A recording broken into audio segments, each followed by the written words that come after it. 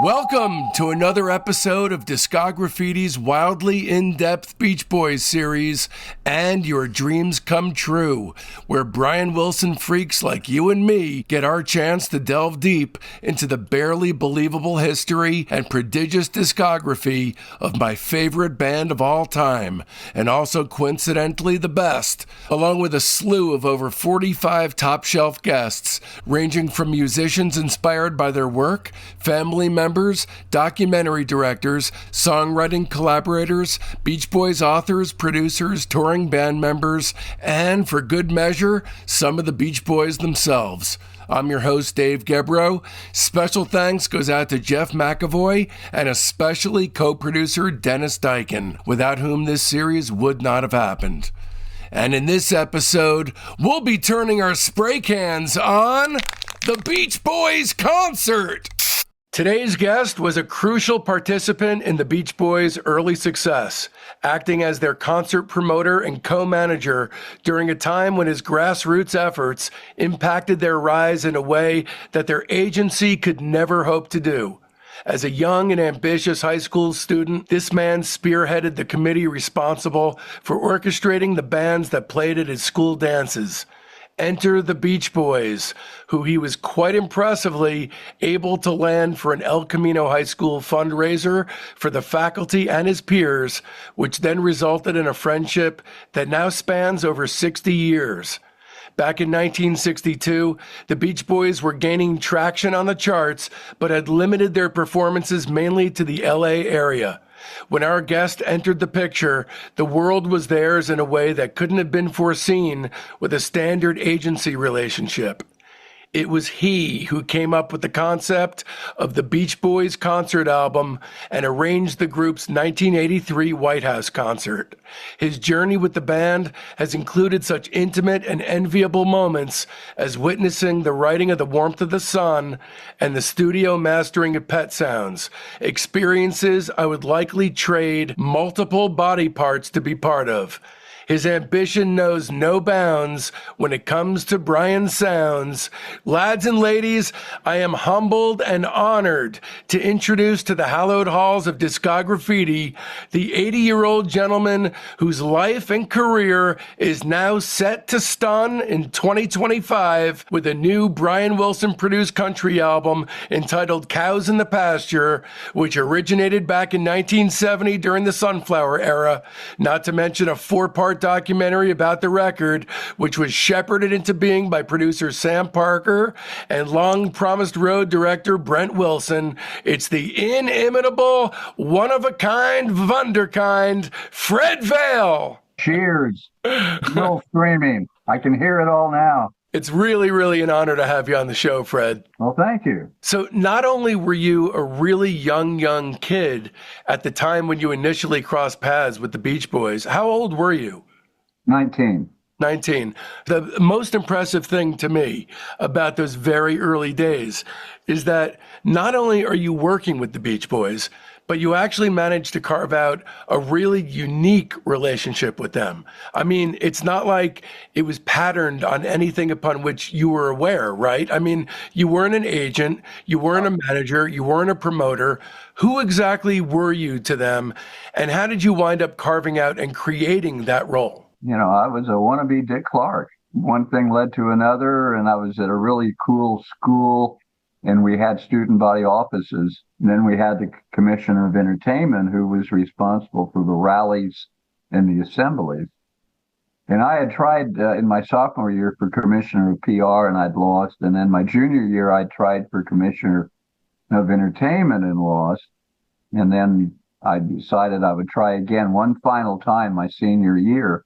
My last hurrah. I tried again. I was up against the incumbent, and I won. When I won, my platform had been, if you elect Fred Vail Commissioner of Entertainment, he'll bring guest stars, recording artists, into the school for assembly, which was totally out of left field.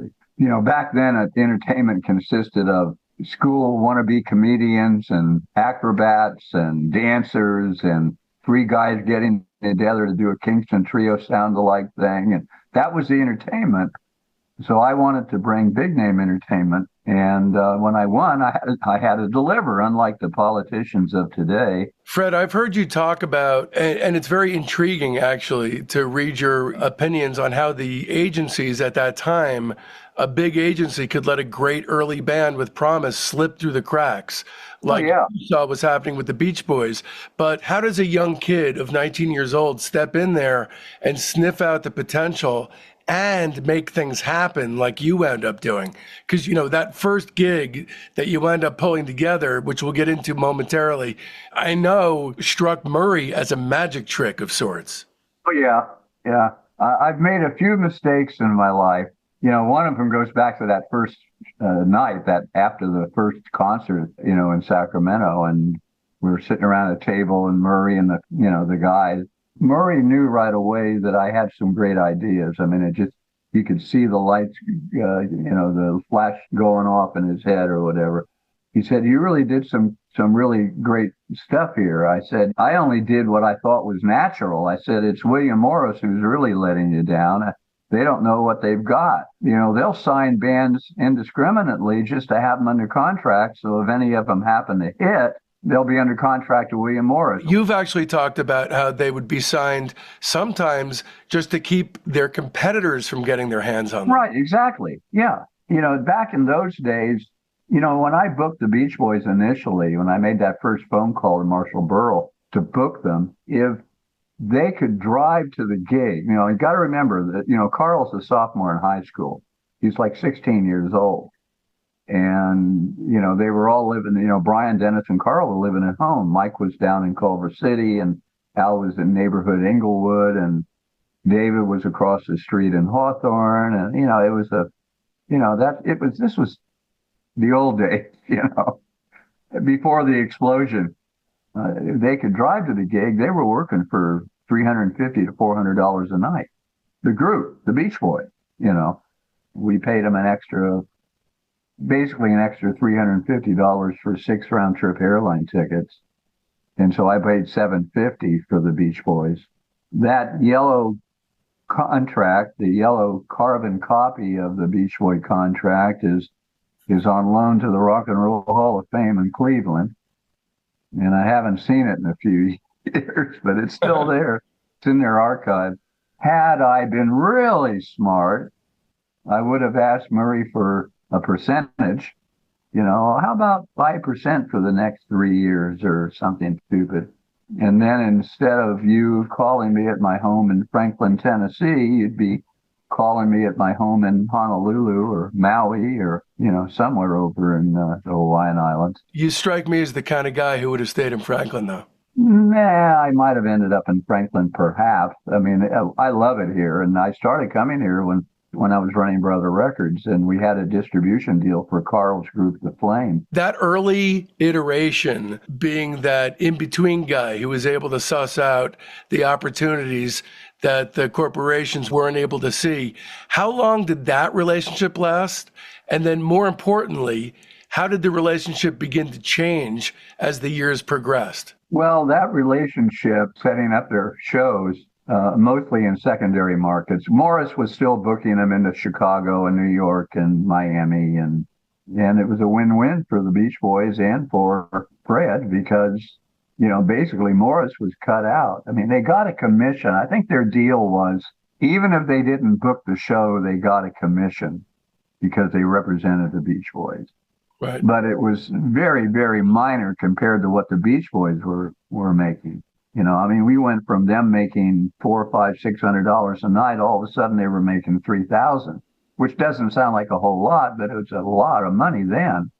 And then all of a sudden, it was $6,000. Then it was $8,000. Then it was $10,000. And it continued to grow like that. In the meantime, they're getting big, they're getting hot, and they're having hit records and hit albums, and they're starting to do, the Ed Sullivan and all these shows and all that.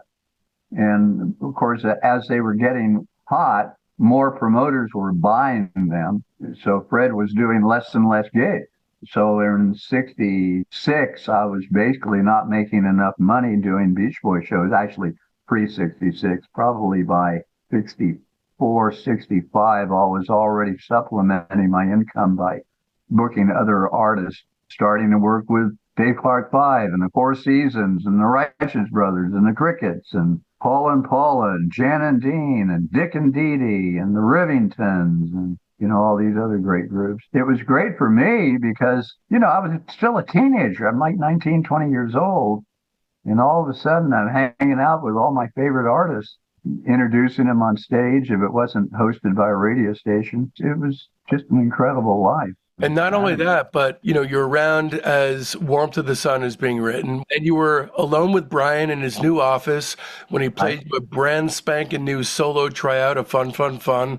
I did Carl's vocal part on Fun, Fun, Fun before they went into the studio. Believe me, I'm no Carl Wilson.